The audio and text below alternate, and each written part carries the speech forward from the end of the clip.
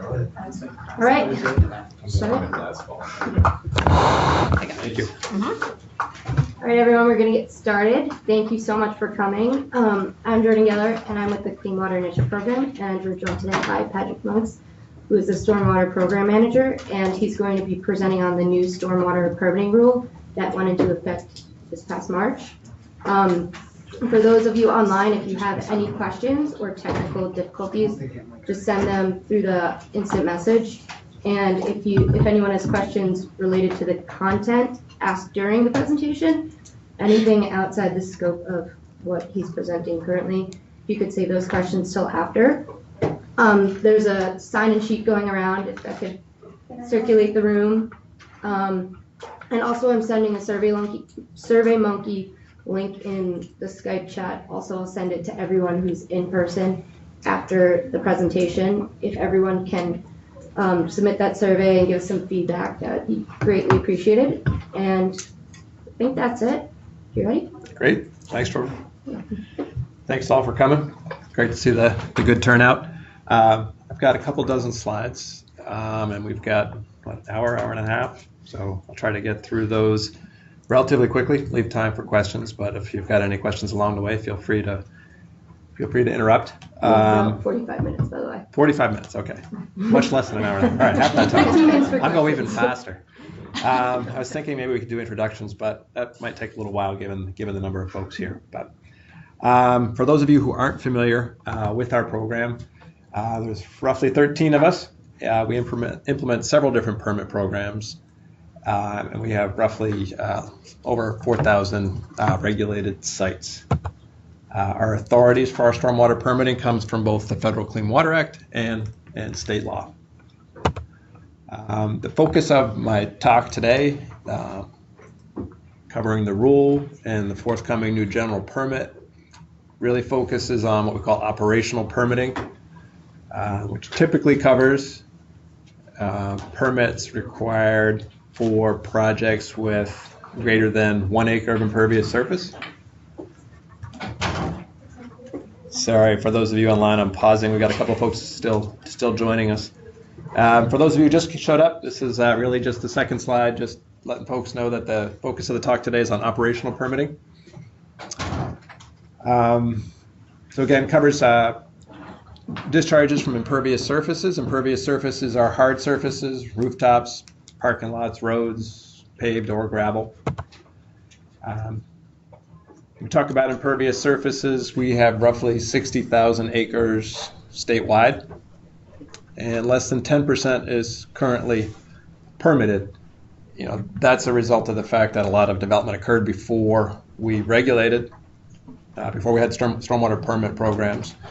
And there's also an ongoing amount of subjurisdictional development projects that don't trip the need for a permit. And that's, that's the way it's been for quite a while. Our program has been focused primarily on addressing and mitigating the impacts from new development. Some exceptions to that include our work addressing the impairments in the stormwater impaired waters, which are a dozen or so smaller waters, primarily concentrated in Chittenden County and St. Albans, Rutland, and a smattering of the ski areas. But certainly during the development of the Lake Champlain TMDLs in 2015, 2016, we needed to look to potentially address existing discharges, those discharges that were either never permitted or were permitted under older standards. Now, if you followed along with the development of the Lake Champlain TMDLs, or have read the TMDLs, you've seen this slide or one that looks a lot like it. It breaks out the phosphorus sources to the lake by sector: ag, rivers, forests. When we talk about stormwater, we're talking about the two pieces of pie in the upper right corner: developed lands, including paved roads and unpaved roads.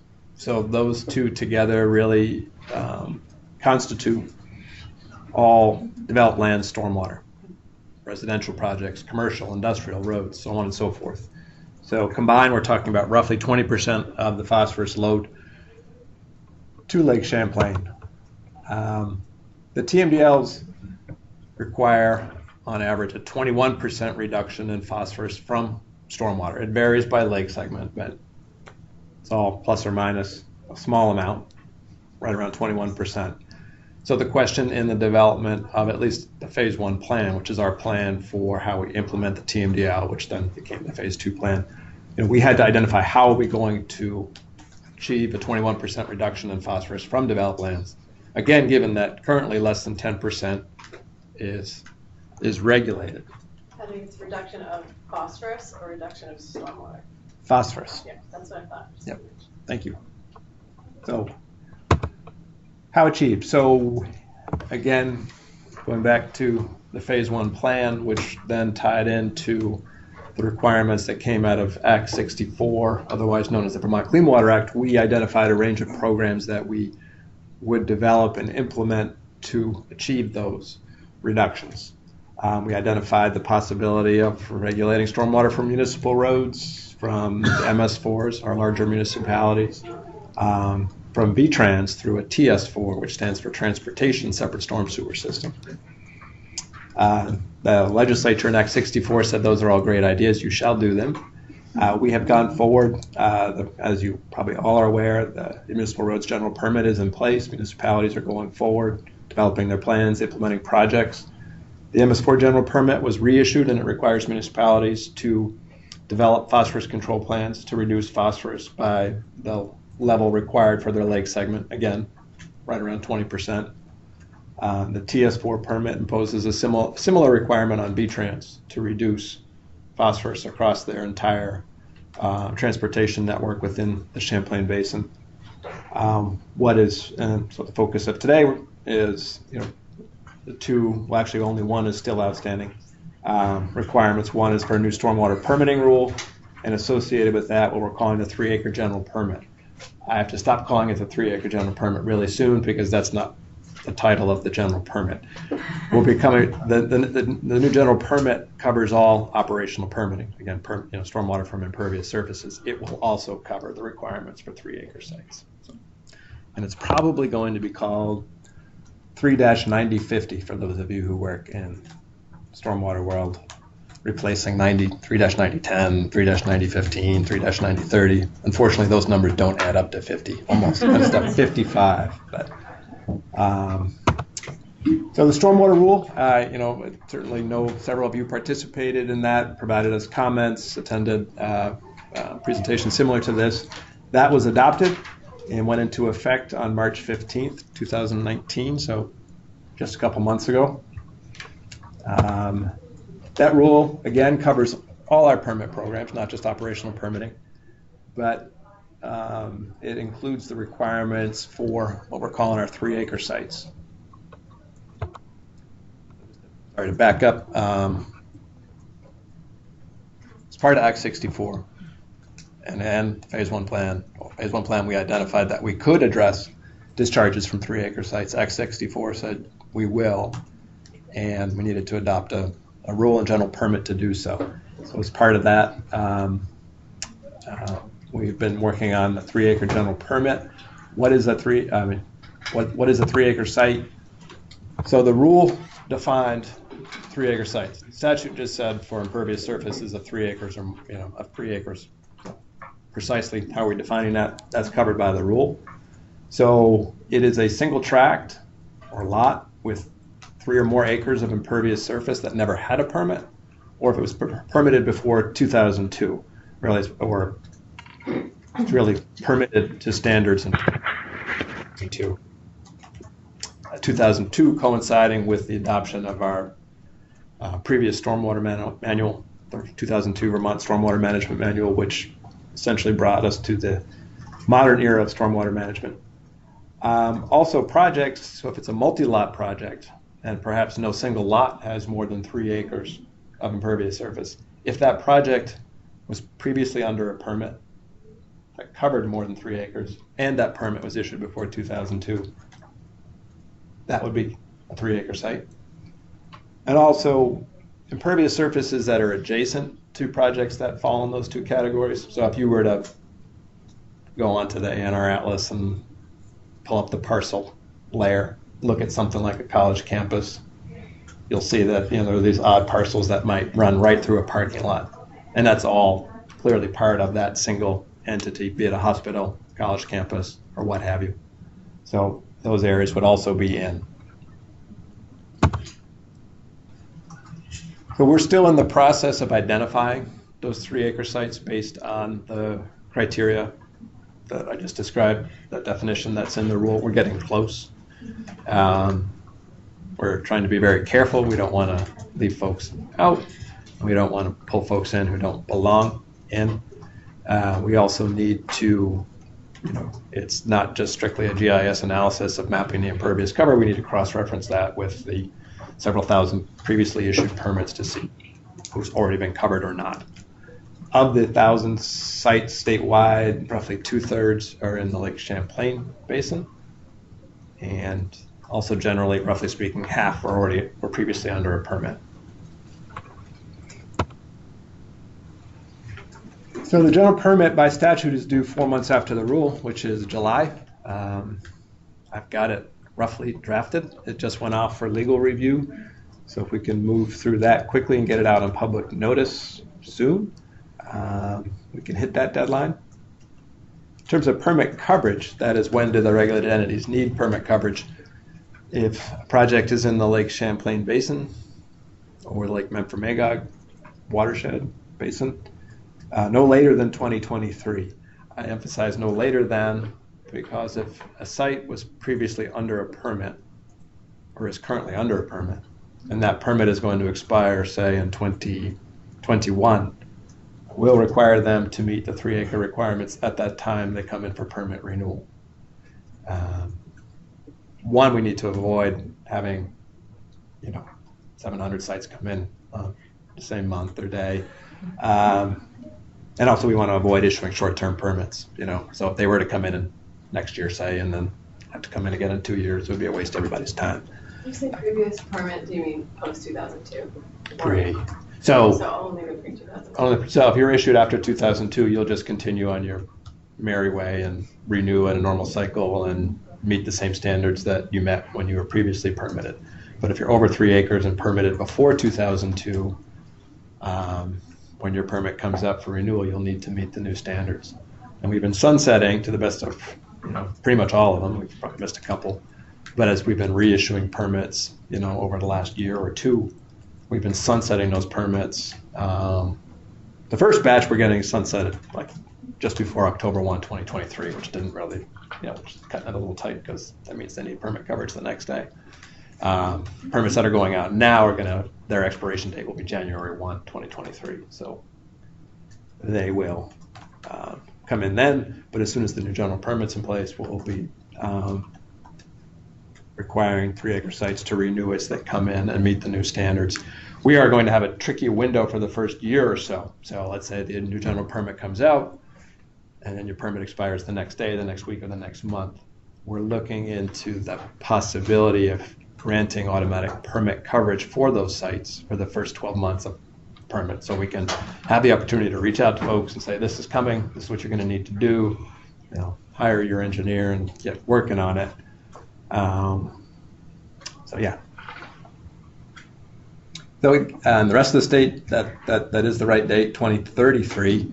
There was legislation last year that did a couple different things. It lowered the permit threshold to a ½ acre for new development going into effect in 2022. But then it changed and it added Memphremagog to the 2023 date, but it gave the rest of the state more time. So those areas that aren't currently implementing a TMDL, we'll be talking to in 10 years or so, I guess. Not quite. The requirements under the 3-acre general permit, if you are a 3-acre site, what do you need to do? What will you need to do? Those requirements really are identified in the stormwater rule. The general permit is, there's a few things which I'll get into in a minute that are sort of refined versus what's in the rule, but really the rule lays out the fundamental requirements that these sites will need to meet. And it requires a project retrofit its stormwater system and that they maximize treatment on site. The standards that they need to meet, the basis for them is the Vermont Stormwater Management Manual. When I talk about maximizing, where it means that the project is assessed using engineering feasibility analysis criteria that are identified in the rule. So for example, a project that's undergoing design for retrofitting, they don't need to purchase additional land. They don't need to go to lengths such as pumping the stormwater management. You don't need to construct stormwater best management practices in floodplains or wetlands. That's just a for example. The rule covers all the criteria. A question that comes up a lot is, do we have to go underground? Do we have to tear up pavement? And the answer is yes. In our older residual designation authority, RDA general permit issued some number of years ago where we had a similar approach. Sorry. That's all right. So now they can see it? No. In our experience projects that were being assessed for retrofit, if we said you don't have to consider, temporarily removing pavement or other impervious surfaces, we found that the majority of projects didn't do much. I think that was South Burlington's experience as well. There's a caveat to that, and that's that you don't need to do anything that is going to result in a permanent interference with the land use. You don't need to do something that is going to prevent you from continuing to operate your facility. So there's going to be a lot of difficult calls, but if we don't all collectively push, we aren't going to achieve the reductions necessary.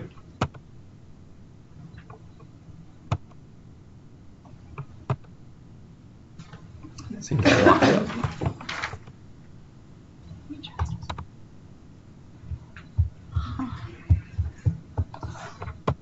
Okay. Working? Yep. Great. So one of the ways we're going to address the fact that not all sites will be able to achieve significant reductions on site is through the use of stormwater impact fees. For those of you who've been involved with stormwater permitting for a while, you'll know that we've been using offsets and impact fees to a limited degree going way back to the early 2000s. Act 64 directed that the stormwater rule in the 3-acre general permit shall allow the use of offsets, impact fees, and trading. Offsets and impact fees are a form of trading. The rule does not get into cross-sector trading. That is, perhaps, for example, I'm going to go out and fix something on a farm instead of fixing something on my stormwater site. The reason for that is we collectively haven't established the baseline that those other sectors need to achieve in order to be able to say, look, we've gone above and beyond. We've done so much to address non-point pollution from farms. Now there's extra we can do in lieu of doing stormwater. That baseline is not known. So our position is we don't currently have sufficient information to pursue trading between sectors. As implementation of the TMDL evolves over time, that's certainly a possibility. We could go back to revising the stormwater rule, but that's not a possibility at this point. But we have made good use of offsets and impact fees. The idea behind impact fees is it creates an incentive to maximize treatment on site, because if you aren't able to meet the treatment requirements, you're required to pay an impact fee. It provides a certain amount of equity in that, in our previous experience of a project went through an engineering feasibility analysis and couldn't do anything, they didn't do anything, and that was the end of the story. So this way, projects that aren't reasonably able to provide treatment are paying impact fees, and those impact fees are then made available for other projects that exceed standards. We have a question online from Jenna Olson. She said, so we just need to have the EFA done and the retrofit plan completed and approved to complete renewal by 2023, correct? We won't need to have the retrofits fully constructed by that time? That's correct. That's a good question. So it's the 2023 date is a deadline for permit coverage. And so as part of the application process, we'll be, yes, as the question identified, the engineering feasibility analysis needs to come in, needs to be approved. The proposed best management practices that will be constructed need to be designed, or any impact fees need to be identified. The impact fees need to be paid before permit coverage, but the best management practices on the ground need to be completed during the permit term. A stormwater permit term is typically 5 years. So the impact fees, what are they? So the channel protection volume, that's really the channel protection standard. Channel protection volume is an older term from the previous manual that I still use. That standard will apply if your project is in the stormwater impaired water. And it's currently, the rule establishes it at 25,000 per acre of impervious surface for which channel protection standard is required but not met. The vast majority of sites, 3-acre sites, so outside of stormwater impaired waters, and again, when I say stormwater impaired waters, it's stormwater impaired water that does not have a TMDL implementation plan. Sorry, no, that's only for, scratch that. 3-acre sites in stormwater impaired waters need to meet the channel protection volume requirement unless there's an approved flow restoration plan that shows that the TMDL will be implemented without addressing that site. But sorry, that's a rabbit hole of details. If you're not a stormwater practitioner, that won't mean anything to you. But for the other 3-acre sites, so across the whole entire Champlain Basin, they're required to meet the redevelopment standard. The redevelopment standard is essentially 50% of the water quality volume, or the water quality treatment standard. If you're a new project coming in today, there's a smattering of criteria you need to meet in the Stormwater Management Manual, channel protection, water quality. The water quality volume is based on an inch of precipitation across the site, generates a specific volume. Redevelopment sites, so those are projects that are coming in and rebuilding the site, meet a lesser standard, acknowledging the fact that they don't have as much flexibility as a new site. So when we developed the rule, we decided that 3-acre sites are much more akin to a redevelopment site than a new site. So they're required to meet the redevelopment standard. The nominal fee is 25,000 per acre, but it's based on the required volume of treatment that you need to provide minus the actual volume, because the required volume is 50%. The max that you would pay if you did nothing, if you were not able to do anything, is 12,500 per acre. Just pausing the fees, we'll get there in a second. Just want to emphasize, and I'll get to it in another, actually it comes up in another slide, I believe. The fees aren't optional, meaning you can't say, I just want to pay fees instead of doing something on my site. You need to do as much as you can on your site, and if you can't achieve it, then you pay fees. But the stormwater impact fees will go to a fund, actually multiple funds. They're watershed funds. They're based, so each of the stormwater impaired waters will have a fund or an account, and each of the Lake Champlain TMDL segments will have an account. So if you're working in Irish Brook in South Burlington and you don't meet standards, you pay an impact fee, it'll go to that account. Some of these accounts exist. If you've been involved in offset permitting over the years, the legislature gave us the authority to establish these accounts. So there's a small handful of accounts that still have funds in them from offset permitting. Those funds are available for use now, and we'll be adding accounts to cover the remaining watersheds. Are the fees paid just one time, or one time per permit period, or annually? Or one time. One time. Yeah, so the stormwater impact fees are paid once. There's application review fees that are paid once. Stormwater permits have operating fees, which are on an annual basis. Right. The impact fees are once every really long time. Who knows? Right now, we're addressing previously permitted discharges that were permitted, prior to 2002, and at that time we're saying, well, this is your standard, right? And this is the standard you need to meet. We are coming back a bunch of years later saying, well, now you need to meet a higher standard. So, 10, 20 years from now, what will sites that pay an impact fee be subject to? I don't know today, but certainly for the foreseeable future, the stormwater impact fees are one time. So projects that don't meet standards pay into the funds. Projects that exceed standards are potentially eligible for funds. Some changes compared versus how we've been administering or dealing with offsets over the past years is that only projects that treat stormwater to the Stormwater Manual and obtain a permit are eligible as offsets. If you were trying to meet the old net zero stormwater standard in one of the stormwater impaired waters several years ago, you may have said, hey, I negotiated with my neighbor here and I'm going to put a buffer next to their cornfield, and I've calculated that I'm going to reduce sediment by 200 pounds, so that's my offset. That's not eligible anymore.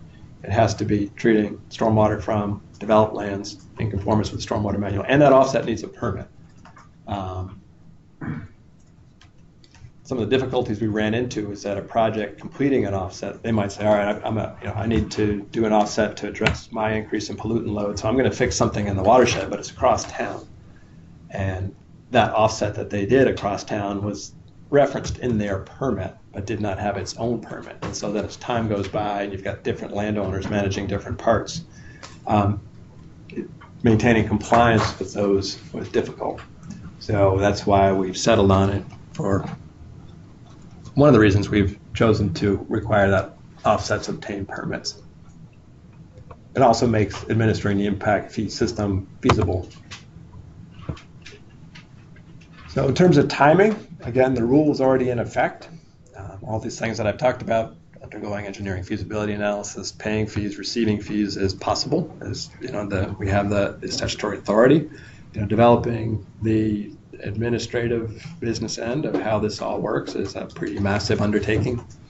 Updating our database, working with the business office, and so forth. So, if we get a bunch of applications in this week doing this stuff, it's going to be a little tricky, but we're working with other folks in our division to build that system. The general permit, again, is due July of 2019. As mentioned, I just got the draft over to our legal folks, hoping we can get it turned around fairly quick. If so, we can get it out for public comment soon.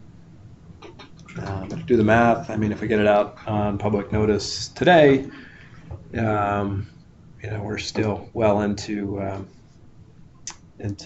May, and so we need to provide time to have a public hearing, respond to comments, and so forth. So I think at this point, June 1 is unlikely, but July is still doable.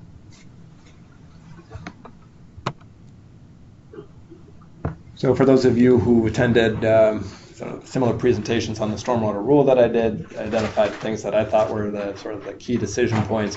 When I say that, I don't mean to say this is what you should focus on, because I know you have your own interests and you'll identify what's important to you, but just sort of my perspective of things that are worth focusing on, because again, a lot of the decisions have sort of been made in the stormwater rule. There's not a lot that's getting decided in the general permit itself. But the schedule for 3-acre sites, Act 64 told us that we'll develop a schedule as part of the general permit as to when folks need permit coverage. So there's a discretionary element in that, and might affect projects that you're interested in. The rule also identified that it's basically said all 3-acre sites will meet the redevelopment standard, the channel protection standard if they're in stormwater impaired water. But that for certain projects, including isolated impervious surfaces, the treatment standards will be developed in the general permit. So the rule doesn't say what the standards are. It says we'll develop them in the general permit. So during the comment period on the rule, we received comment that, yes, we're a 3-acre site, we get that, but say, and this came from the Ski Area Association, we've got things like pump houses or little ski patrol outbuildings or what have you. Does it make sense to subject those smaller isolated impervious surfaces to full engineering feasibility analysis, the BMPs and the Stormwater Manual and impact fees? And we agreed that for a certain category that isn't warranted, and we came up with 400 square feet. I think some folks clearly wanted to see a larger number. So for those isolated impervious surfaces, so less than 400 square feet and separated from other impervious surfaces by some distance, the length of which escapes me at the moment, they'll be focusing on disconnecting the runoff as opposed to, actually a more sophisticated approach. We also, in the rule, identified that isolated roads, so these would be, say, a work road, an access road to a state park or something, where it's not immediately adjacent to a larger development, should meet BMPs other than those in the Stormwater Manual. And so those roads will meet the same standards that we've developed for the municipal roads general permit. So instead of going out into areas and constructing constructed wetlands, so on and so forth, isolated roads will be focusing on stone lining ditches, properly sizing culverts, addressing erosive outfalls, and so forth. So certainly, those standards aren't set and ruled. So, your review and comment on those in the general permit will be useful. So we've been keeping information on the rule on our website. We'll do something similar with the general permit. We also maintain an email distribution list. I know a lot of you are on it. If you're not, feel free to send me an email. Happy to put you on that list. We don't send a lot of stuff out, so you won't get bombarded, but anytime we're doing something like putting a general permit on notice, developing new technical standards, we send an email out to folks. I don't think we'll be able to do it given the time constraint, but like with the rule, there was versions that went out before it actually went out for public comment. The general permit, probably not, but we'll still have a healthy public comment period and opportunity for a public hearing. But that's it for slides. I don't know how we're doing on time. Yeah, you still have 30 minutes? Excellent. Can we have questions? Yes. We have a question online, actually. From Jenna Olson, there are permits that meet this threshold which have already been wrapped into an MS4 permit. Will we have to complete the combination again after our new 3-acre permit is issued? Will permits for 3-acre sites that have been wrapped into our MS4 still be excluded from annual operating fees? So under statute, if a municipality takes responsibility for an existing permitted project under a permit issued to the municipality, so this could apply to others, but I'm not exactly sure how. But so currently, this only applies to an MS4. So MS4 being municipal separate storm sewer system. Again, a dozen or so of our larger municipalities have permit coverage for their entire municipal stormwater system. They can take responsibility for a project within their bounds, take responsibility for that stormwater system. In so doing, then that relieves the property owner from the need to maintain their stormwater permit. Municipality takes it over.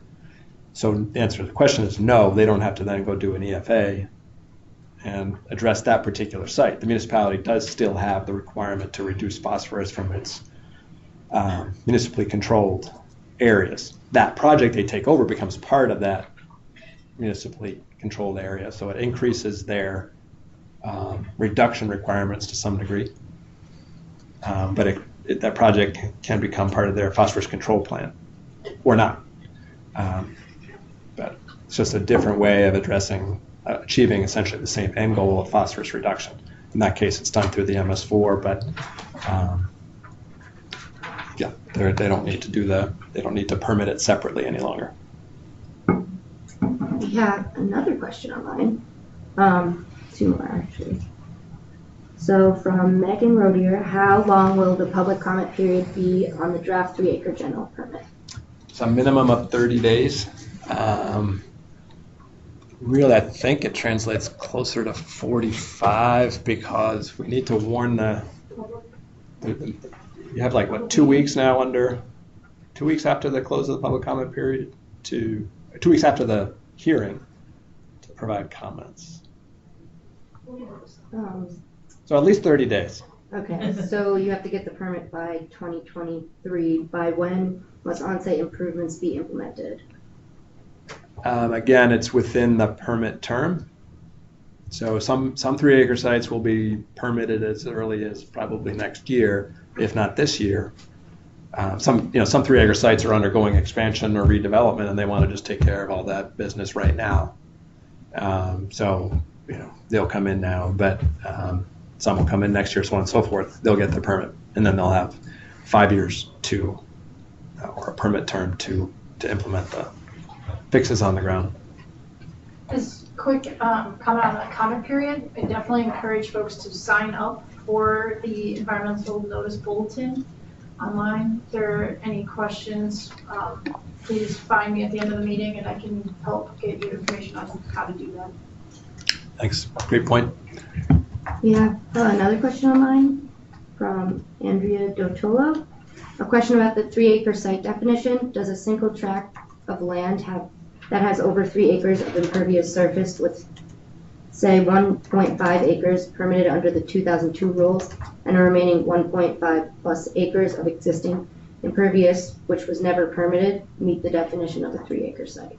That would be a 3-acre site that requires permit coverage, yes. So unless the entire 3 acres meets 2002 or newer standards, then they require permit coverage for any impervious surface that doesn't. Apologies if this was covered already, but any revenue projection for these fees? No, it's a great question, and it's just, at this point it would just be, it's just such a wild guess, Guessing the likelihood of who's going to pay fees versus repair versus all this. I think we could, we could take a reasonable stab at what percentage of projects will pay fees. Even there, it would be a guess, but what it's hard to get a handle on is how many folks will exceed standards. And it's not just 3-acre sites that exceed standards. I mean, when I was reviewing projects, it was not uncommon for someone to say, hey, we've got 1 acre. We're adding a half acre. The half acre needs a permit. The existing 1 acre is old, never needed a permit, doesn't today. I can capture the runoff from the entire site. What do I get? Nothing. You get a permit for 1.5 acres. So there was no incentive to do it. With the impact fees, there is an incentive now. So if it made sense from an engineering perspective and they wanted to get ahead of things and do the right thing, it's not tons of money, but there's some. How many of those projects will come along, over the next 10 years is really hard to say. And the same would apply to projects that are coming in for the redevelopment projects today. A good number of those are able to exceed the redevelopment standard. They're eligible to receive fees. So I think we'll have a better sense over time, obviously, and we'll do our best to sort of keep track and make available, what's the status of a given account. Not necessarily day by day, but, is, again, using Padraic, are they in the red or are they in the black in terms of impact fees? So project designers can know what the likelihood of receiving fees. The fees will be handed out once a year. There's some prioritization criteria in the manual. It's basically first in, first out, and then MS4s go after that. So if the account runs down to 0, then folks won't necessarily receive money if they go above and beyond. There's no other revenue identified to. Correct. The accounts are set up that if the legislature or an individual wanted to send money into the account, that's possible. But they would, that project would remain eligible to receive fees at such time money went into the account. So whether it's 1 or several years down the road, remains to be seen. Do the fees have to be spent on something related to the stormwater system, like maintenance, or is it literally just a? No. So we moved away from, the old impact fee system. If someone created an offset being a project that reduces pollution somewhere, they were eligible to be compensated up to the cost of that project. And it was a lot of work to administer. It was a lot of, it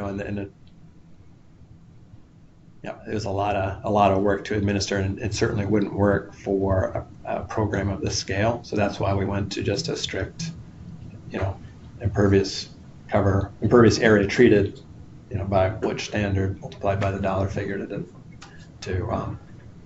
determine the value of a given offset project. You have another question online from CCRPC. 2028, is EPA okay with that slow of a schedule?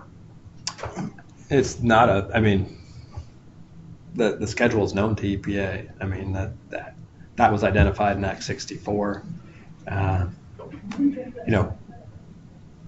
Our responsibilities to EPA under the TMDL is to continue to move forward under all our developed lands programs.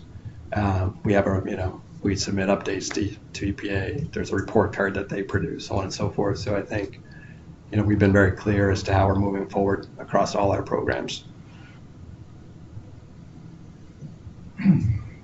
Oh, we have another question from Robert Widley. How/when will DEC be contacting landowners to let them know that they will need permit coverage? As to when, soon. Again, we are close to identifying the 3-acre sites. We do need to be very careful, and so we're completing that analysis. There's a fair amount of QA/QC that needs to go into it, but hopefully that list is pretty well known by the time the general permit is issued. Right off the bat, we've got 165 expired permits. These are projects that are in stormwater impaired waters that have been, going way back. We had about 1,500. Those were all cleaned up, but there's been legal issues associated with trying to renew older permits in the stormwater impaired waters. So they were basically, let to sit. The legislature created the ability for those permittees to file what's called a notice of permit deferral. So if you're sitting out there with an expired permit, that typically creates a defect on your title. You might not be able to get a mortgage. You might not be able to sell your project without getting into some complicated negotiations involving escrow and so forth. So the legislature, going back a bunch of years, basically said if you are a holder of an expired permit in stormwater impaired water, you may file a notice of permit deferral in the land records and send a copy to DEC. The ability to do that expires 6 months from the issuance of the rule. So in September, there's a bunch of projects out there that will no longer, in effect, have clean title. So we need to let them know right away. So essentially, to answer the question, we'll be sending out letters that we think you're a 3-acre site. You need to do this by this date. There's different categories. The expired permits, the folks that are going to expire next year, 2 years. We want to give people as much notice as we can. The folks that never had a permit, who might not know this is coming, it's going to be a little trickier, but it's the same process in that we'll be reaching out to let them know that we think they meet the criteria as a 3-acre site. We're envisioning creating some sort of process, a more informal process, so projects can come in and basically say, hey, look, I've got a survey, it's 2.8 acres. And then we can agree, to avoid getting, having to force landowners to more about, litigious appeal process just to determine whether they are or are not a 3-acre site. So that, that's going, we're in the process of trying to figure out how do we as a program restructure to accommodate this. We're going to have, again, there's 165 expired permits that need to be dealt with. And these are all hard projects, harder than your average new project. Over the course of next year, there'll be another 100. And then we have to start picking off the folks who never had a permit. And then in 2022, the permit threshold drops. Drop in permit threshold could double the operational permit load. 3-acre sites is going to do the same thing. We are going to need to spend less time reviewing applications, say, for new projects. So we're going to need to work pretty closely with the design community to improve the quality of our applications, materials, to improve the quality of applications coming in so we can rely more on the folks doing the design work and have less back and forth. That's been a goal forever. it's elusive, but we've made some progress in that regard and certainly need to do more. Could you elaborate on the process of obtaining coverage? And I'm wondering, do you have a sense for how this will affect the design community and their capacity? Will they be you doing a lot of this work and have less time for other design work? Sure. I mean, the work needs to be completed by an engineer in the application materials, the design. So it's going to be more work for the design community, and I don't know what effect that has on other work or other priorities. I don't, our firm's going to need to be able to expand. I don't know. We did get the suggestion that, if nothing else, we should have, how are folks going to know who you hire? If you're undergoing new development, typically you've engaged a contractor who knows, someone they've worked with, and, you're not starting from square one. Going to folks who weren't planning on doing anything and telling them they need a permit is a lot. So we're thinking of it, if nothing else, not a certification, like we're not going to make representations about these, whatever this list of firms, but firms that have successfully submitted a permit application, operational permit application, say in the last 2 years or what have you, 3 years, produce at least a list of those that folks can use. We have another question online from Neil. If a landowner disagrees with the determination of size of their impervious, is there an appeal process?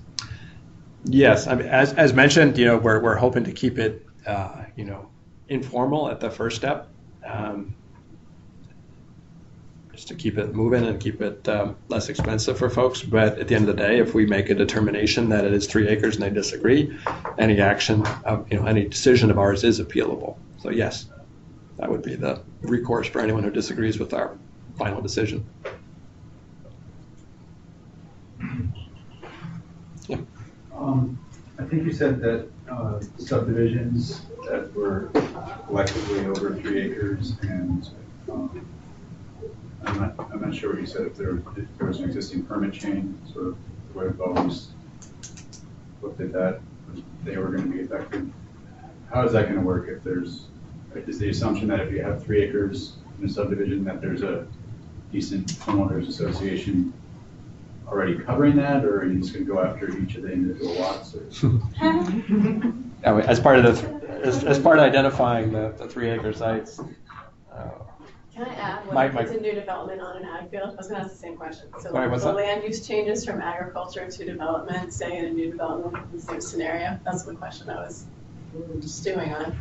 So if you I'll have take a the farm first- field and then put it in development with 3 acres of impervious surface, but subdivide it and sell off the parcels. Okay, well, I'll get to that stepwise. So first question, a subdivision that doesn't have a stormwater permit. So maybe it was subdivided in the 50s, the 60s, 70s, what have you. If no parcel has more than 3, they don't need a permit. And if there's one parcel with more than 3 and the others don't, no other parcel has more than 3 acres, only that 3 acre parcel needs it. If you're in a subdivision that already has a permit and that permit covers more than 3 acres, then the parcels affected by that permit need to come in for 3 acres. So in terms of who we're going to deal with, we're going to deal with the existing permittee. Gotcha. We assume most subdivisions, and maybe all subdivisions, really don't have a functional homeowners association, based on our experience. To the second question, going back several sets of regulations, we have criteria for phase development and circumvention, and common plan and development. So if someone comes in and piecemeals a subdivision, and if it's new development, the threshold is 1 acre, soon to be a ½ acre. I don't think we catch every one. Some happen so slowly over time that, we're never made aware of it. But if someone's coming in for a subdivision today, and if ultimately that project will build more than 1 acre of impervious surface, then everything needs a permit from the get-go, whether it's a conversion of a farm field or a forest or what have you. Does that answer? It does. Okay. We have one more question online. Is there a draft available online or posted anywhere of the 3 acre general permit? No, the new general permit has not been made publicly available yet. As mentioned, it's undergoing legal review, but as soon as that's done, we do want to get it out.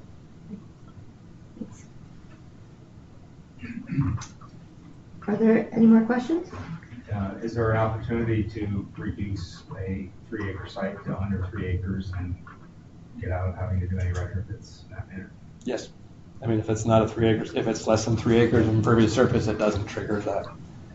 Well, I mean, certainly, there's going to be some projects that's going to be a more affordable option. Right. Yeah. Like tearing out parking lot or something. It's good for water quality too. I mean, of course, then you might get some that come in at 2.99. What are you going to do? We have a question from Andrea. Can the email distribution list be notified when landowner letters are sent out?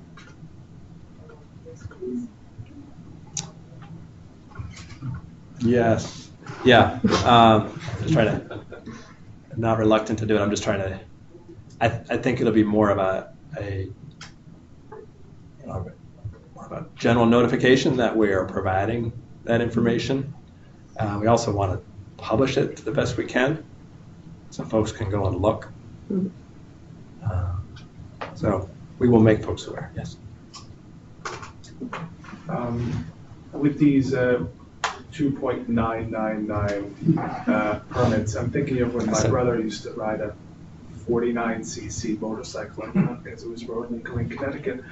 And I'm wondering whether that sort of just at the brink data would be available at some point to see what the prevalence is of these near misses.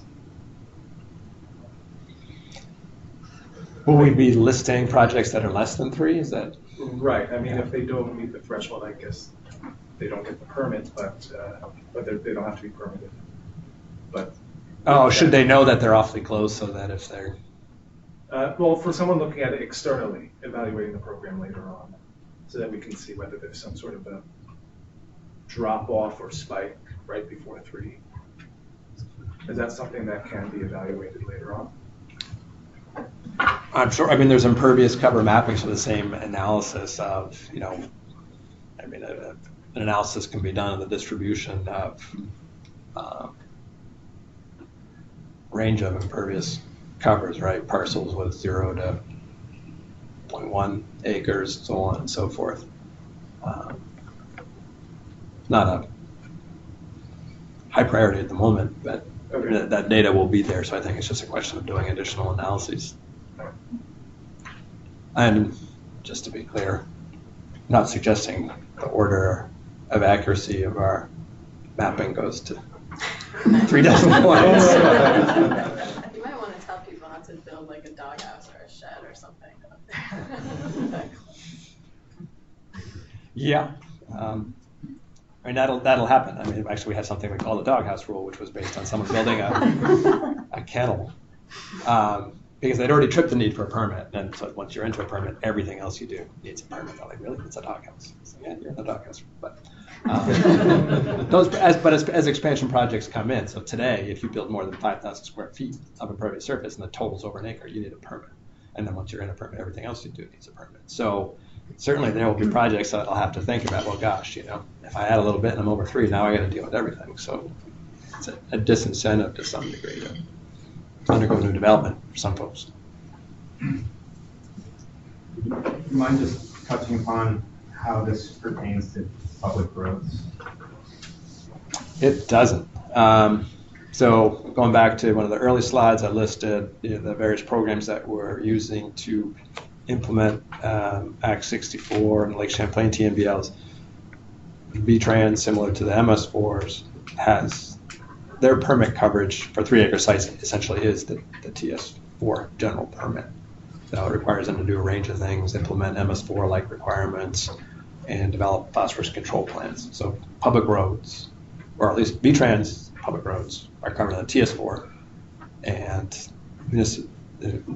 municipal public roads are permitted under Act 64 through the municipal roads general permit. They don't get separate 3 acre permit coverage. Now, private road on its own parcel with more than 3 acres would be in. I'm hoping we don't have a lot of those because they're going to be really hard to deal with. What about a non-V-Trans road that's already subject to a permit that's over 3 acres? They need both. Okay. So a municipality, you have to have an operational permit. They need to maintain that coverage as well as the municipal roads. We had a couple where the operational permit didn't have any requirements stronger than the municipal roads.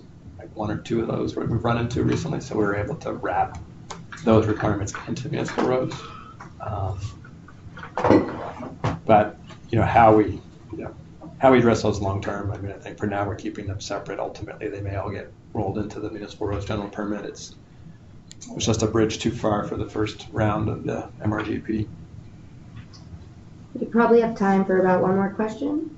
Anyone has? Okay, well, thank you so much, Patrick. Thank you all. Thanks everyone for coming. If you have additional questions, you can email Patrick or stay after. The recording and presentation are going to be available online, and we